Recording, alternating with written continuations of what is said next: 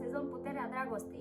Și ce să vedem? După 4 luni de zile avem un singur cuplu în casă care încearcă să ne demonstreze ce înseamnă puterea dragostei și încearcă să ne arate, ceea ce este destul de ok.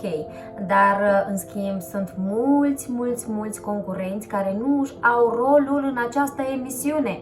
Ați intrat să vă găsiți jumătatea, iar vreau să vă spun că se vede doar altceva.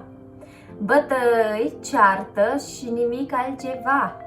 Vă rog frumos, oameni dragi, ați intrat ca să vă găsiți jumătatea. Voi, în afara faptului că vă certați toată ziua, nu faceți absolut nimic. Alexandra, trezește-te! Ești cea mai tare, te crezi cea mai tare din emisiune, dar ce să crezi, nu ești. Nu ești, draga mea. După 2 divorțuri și 3 sau 4, că nici nu mai știu, 3 sau 4 cupluri în casa Puterea Dragostei, încă nu arăți nimic în afara faptului că te cerți toată ziua. Marinescu, un sfat pentru tine, ar trebui să ne arăți cum ești tu cu adevărat în afara casei, nu acea persoană ce ne-ai prezentat în emisiune.